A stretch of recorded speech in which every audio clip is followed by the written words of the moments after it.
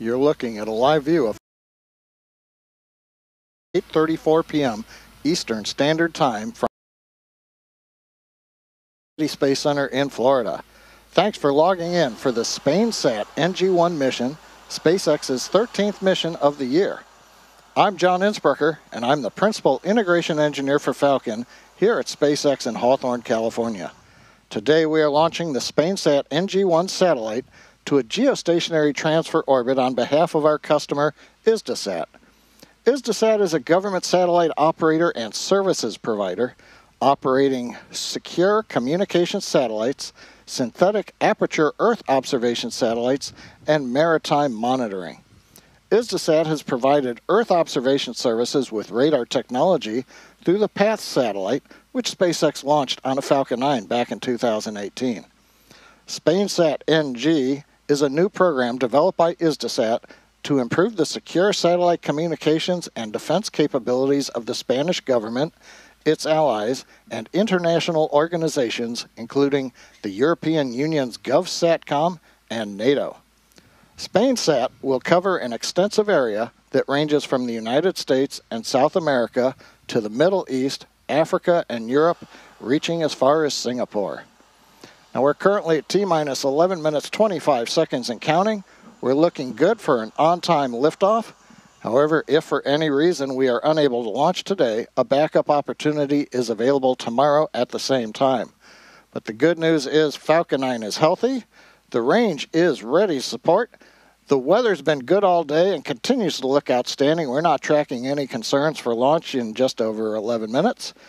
And with that, let's take a look at today's Falcon 9. The two-stage Falcon 9 you can see on your screen with its payload fairing is 70 meters or 229 feet tall. When it's fully loaded, it'll hold just over 1 million pounds of propellant, which the vehicle will burn through in less than 3 minutes after liftoff. Propellant loading did begin on time at T-minus 35 minutes this evening. The second stage fuel tank is fully loaded. The first stage fuel tank loading will complete at T-minus 6 minutes. Liquid oxygen loading is underway on both stages. Now our payload today is safely enclosed inside of the 17-foot diameter payload fairing, which is the structure called out at the very top of the graphic. It's made of a carbon composite material, and the two sides of the fairing form a clamshell around the satellite to protect it during ascent. Now the fairing halves are then separated at about 3 minutes and 40 seconds into today's flight. They'll be recovered from the ocean for reuse. Now the fairing halves supporting today's mission are flight proven. One half is flying for its 8th time. The other half is flying for its 5th time. Now below the payload fairing, you can see the second stage. That's the part of the rocket that will take our payload to its destination orbit today. The second stage will ignite its single Merlin vacuum engine, or MVAC for short, at 2 minutes 50 seconds into flight. It'll relight a second time before we deploy the satellite. Below the second stage, you can see on the graphic the first stage. And it starts with the black inner stage, which is part of the first stage booster. The carbon fiber inner stage is that distinct black color. That's the thermal protection system on the outside of the inner stage. Now at the bottom of the first stage are the 9 Merlin engines. You can't see them in this view, but they are obviously at the bottom of the first stage, and they'll propel Falcon 9 off the ground up to the thinner parts of Earth's atmosphere. Now the first stage is designed to be reflown with minimal refurbishment between flights, with today marking the 21st flight for this particular booster. However, due to the performance required for today's mission, this will be the final flight for this Falcon 9 first stage. During its 21 missions, this single first stage has launched a lunar lander to the moon, critical supplies and research to the International Space Station, over 400 Starlink satellites to orbit, and much more since its first launch in May 2022. Finally, alongside the vehicle, the large truss structure you see, that's part of the transporter erector, what we call the TE. We use the TE both to roll the rocket out to the pad and then to raise it to its vertical launch position. At liftoff, it will retract in order to clear the way for Falcon 9's ascent. Now, while the countdown continues coming up on T-minus 8 minutes, let's find more about the satellite we're delivering to orbit today, SpainSat NG I.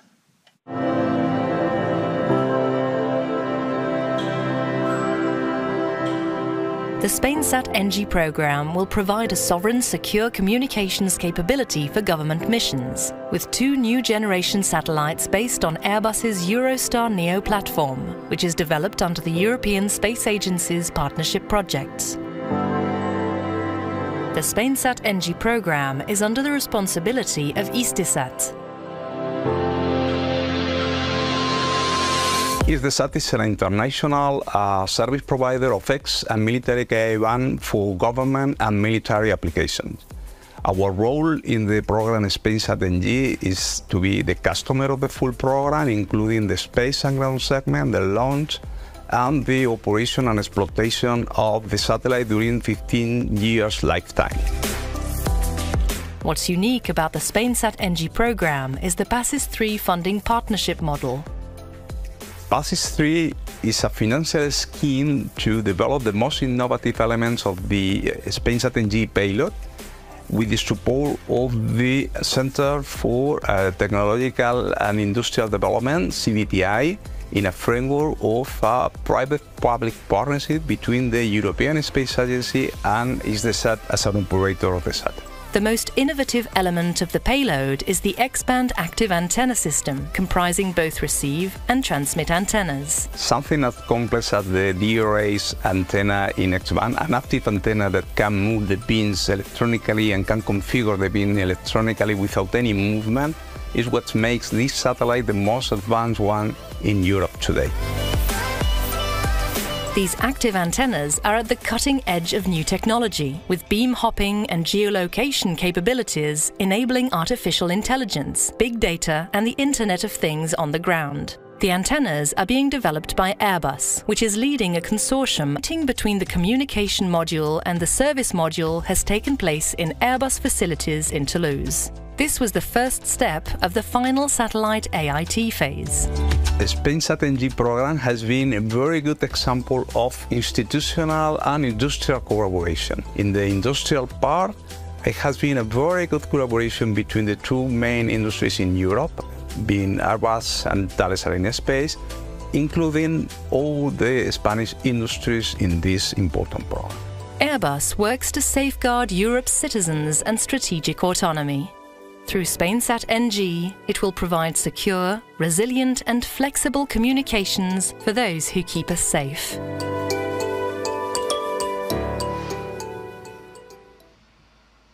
T-minus 4 minutes, 26 seconds and counting. We've just heard the call out, strong back lower has begun. It's actually a sequence that'll start with the clamp arms beginning to open. You'll see those right now in the monitor. You can see the arms are on the top of the second stage. We open those in preparation for the strong back pulling away from the rocket.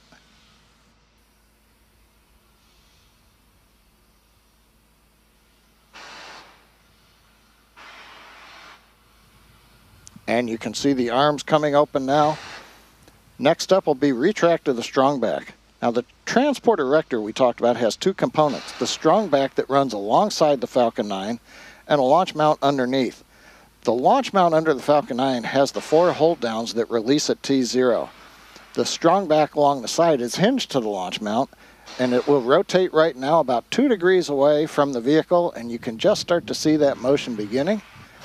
Now at liftoff, the strong back will then move to a position 45 degrees away from the Falcon, and that clears the way for launch of the launch vehicle.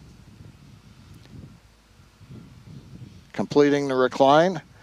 Now at this point in the countdown, both the first and second stages are nearly fully loaded with 1 million pounds of the kerosene fuel and liquid oxygen. First stage loading should complete here momentarily. We're waiting for the call out. And then about a minute later, second stage of liquid oxygen loading should complete.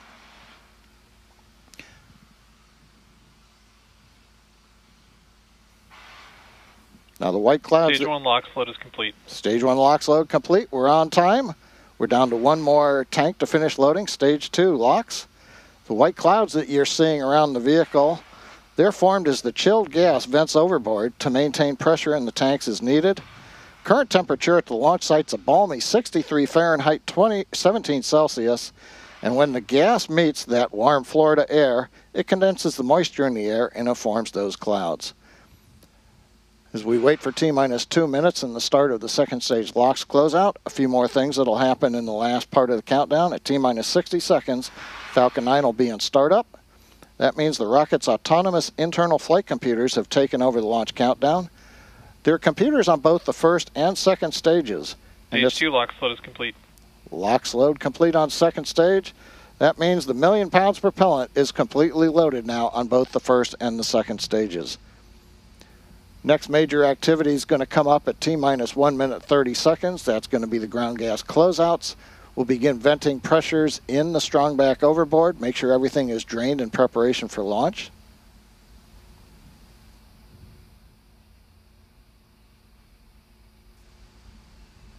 Gas launch closeouts has started. There we go. The gas closeouts have begun. Next major event will be T-minus 1 minute. As I mentioned, the Falcon flight computers will go into startup. One comment, I mentioned there were flight computers on both stages. During ascent, the second stage flight computer is the master. As we count down at T-minus 2 seconds, we'll begin the Merlin 1D engine ignition sequence. The flight computers will command the hold downs to release at T0. Falcon 9 is in startup. Falcon 9's gone into startup. The flight computers are now controlling the launch vehicle. Falcon 9's looking good. SpainSat is ready to go. Falcon 9 team's working no issues. The weather is excellent. The range is ready. Launch director, go for launch. And the launch directors go for launch. Let's listen in to the flight of SpainSat NG I.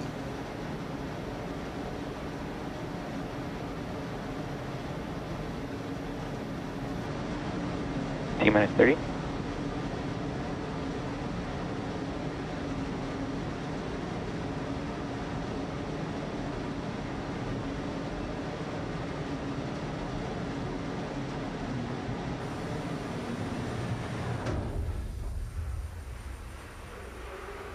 T-minus 10, 9, 8, 7, 6, 5, 4, 3, 2, 1, ignition, liftoff. Go SpaceX, go SpaceSat NG I.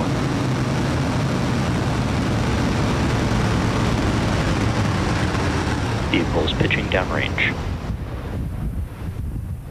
Stage 1 propulsion is nominal.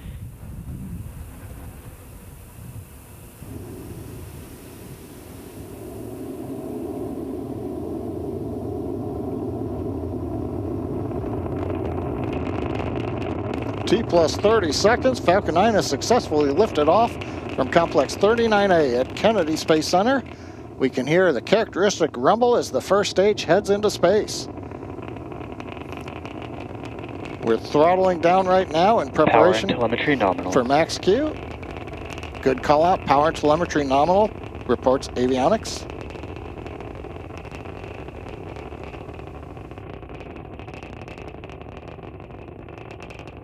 Falcon 9 is supersonic. And we have throttled back up to power.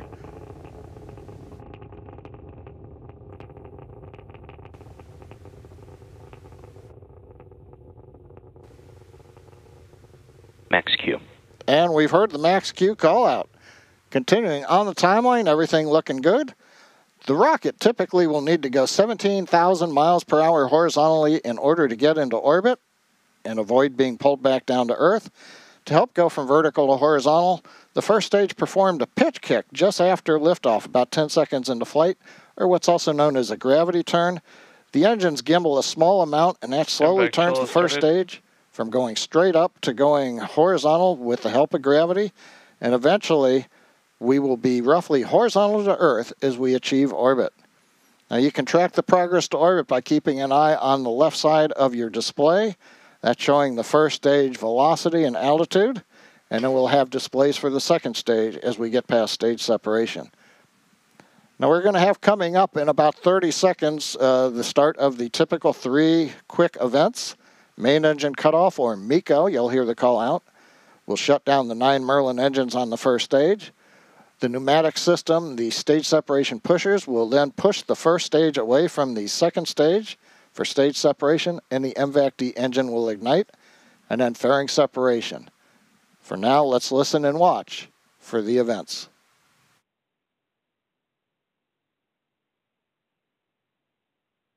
Main engine cut off. Stage separation confirmed. MVAC ignition.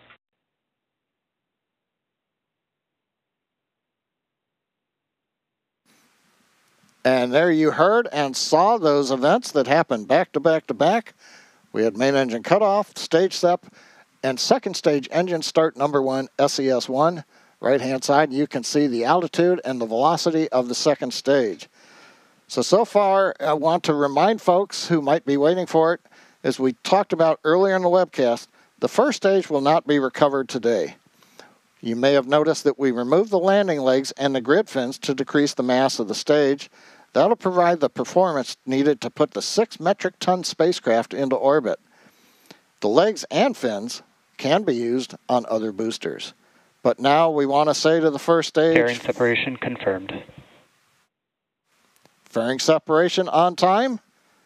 And for first stage that is on its way back to Earth, not for recovery, farewell, and we thank you. Now the fairing halves that you just saw separate from around the SpainSat NG I spacecraft, we'll be attempting to retrieve those halves once they fall back to Earth using our recovery vessel Bob. Now the fairings will orient themselves as they come back down with gas thrusters for entry into the atmosphere, and as they near the ocean, each fairing half uses a gas-powered deployer to release a parachute. The fairing computer will send commands that steer the fairings to the ocean landing, where the recovery vessel Bob will attempt to recover them. Now we've got a few minutes until our next major event, SECO-1, which is where we'll shut down our MVAC-D engine on the second stage in the parking orbit. Stage 1 FTS has safed. Coming up on 5 minutes, everything continuing to look good. You can see the orange-red glow of the niobium alloy nozzle extension on the second stage engine. Very standard for the MVAC-D engine.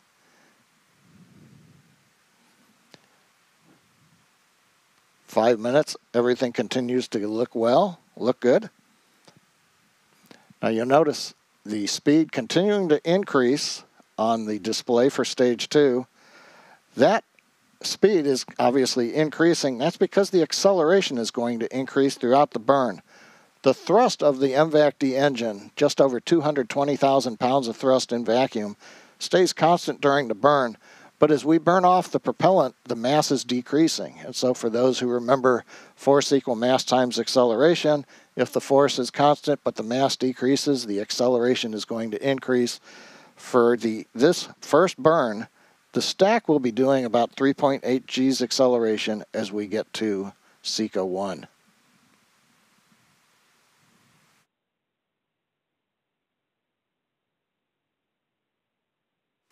T plus 6 minutes, continuing to look good on the second stage.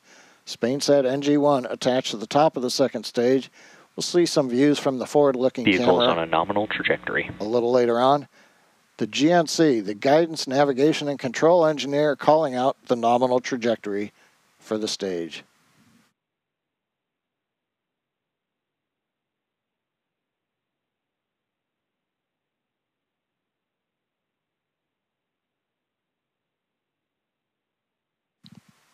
Six and a half minutes into flight, continuing to look good on the burn. Next major event's going to come up a little bit after 7 minutes. We should hear a call out of terminal guidance on the second stage as we begin to get ready for shutdown at T plus 8 minutes and 1 second.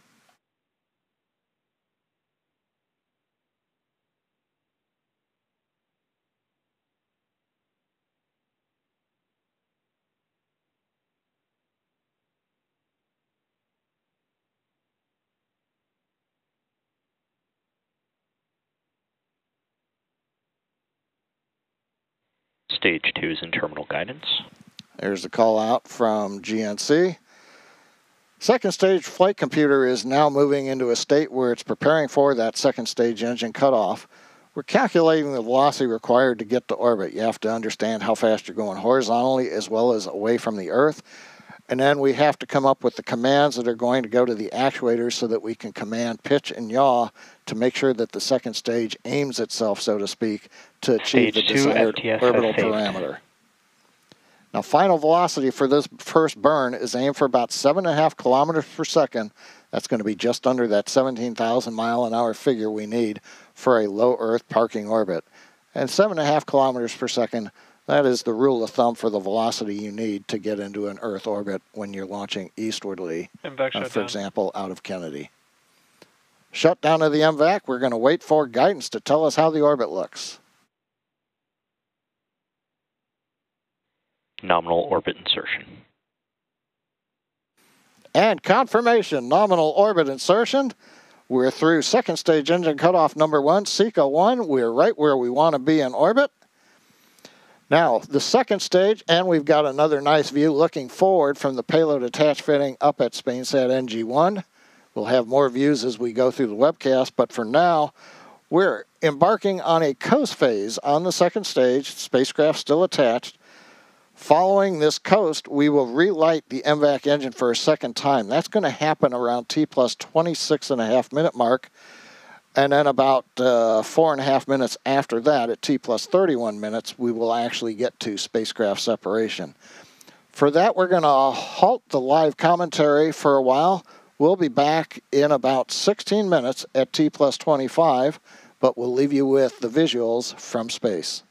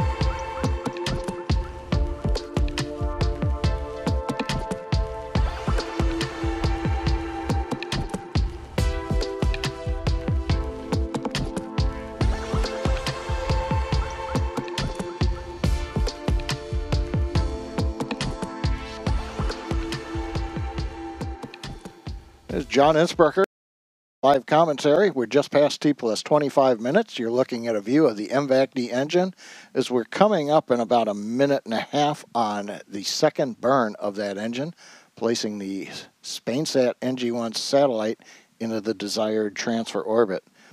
A quick recap, we had an on-time liftoff at 8:34 p.m. Eastern Standard Time from 39A at Kennedy Space Center.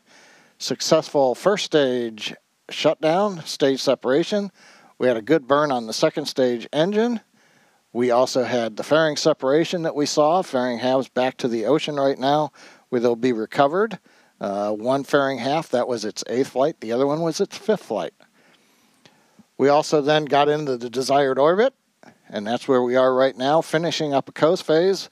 And we're just about 35 seconds away from relight of the MVAC engine for the second time, and that'll propel the stack into the desired geostationary transfer orbit.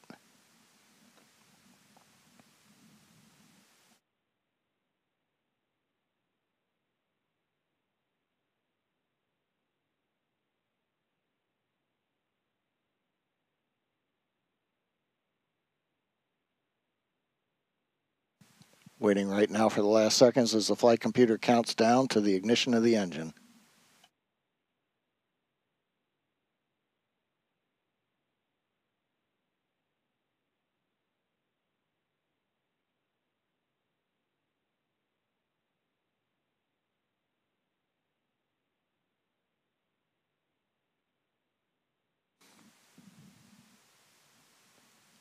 Ignition of the MVAC-D engine.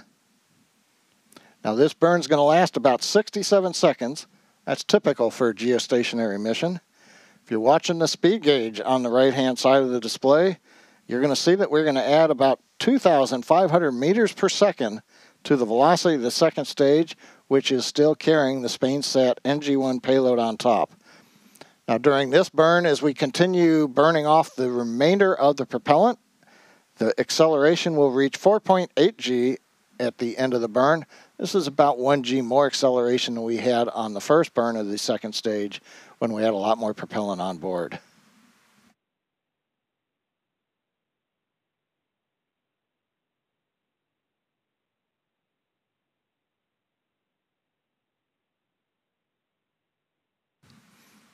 Engine now throttling down, decreasing the loads on the spacecraft as we're coming up, and we have SECO 2.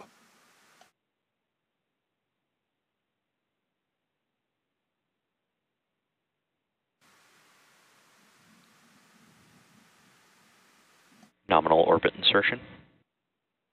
And there's the big call out for the day, nominal orbit insertion. Second stage in its second burn has put the spacecraft onto the desired trajectory. You can see right now 400 kilometers, 440 kilometers in altitude. We're headed to an orbit much higher than that. Next up, we're going to have separation of the second stage, of the SpainSat NG I spacecraft.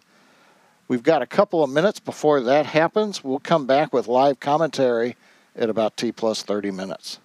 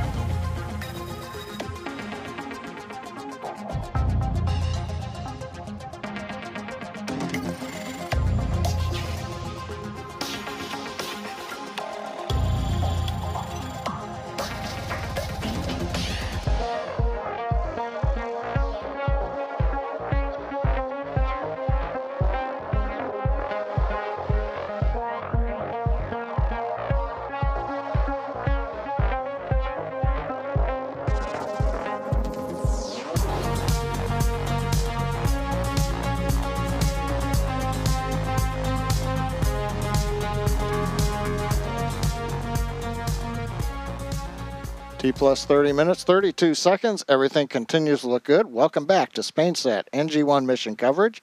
Had a great mission so far. We're less than a minute away from payload deploy for our customer, IGeostationary. Now today's satellite will be placed into geostationary orbit at 29 degrees east longitude. A second satellite known as SpainSat NG I will be placed in the geostationary position at 30 degrees west longitude later this year. And the SpainSat satellites will replace the existing SpainSat launched in 2006 and the XTAR EUR launched in 2005. The view right now looking up from the camera on the second stage mounted on the payload attached fitting. You're looking at the bottom of SpainSat NG I. And we're waiting for payload deploy. SpainSat NG I deploy confirmed.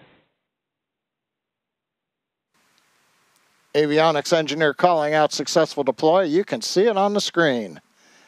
Springs pushing the second stage and the SpainSat NG I spacecraft away from each other.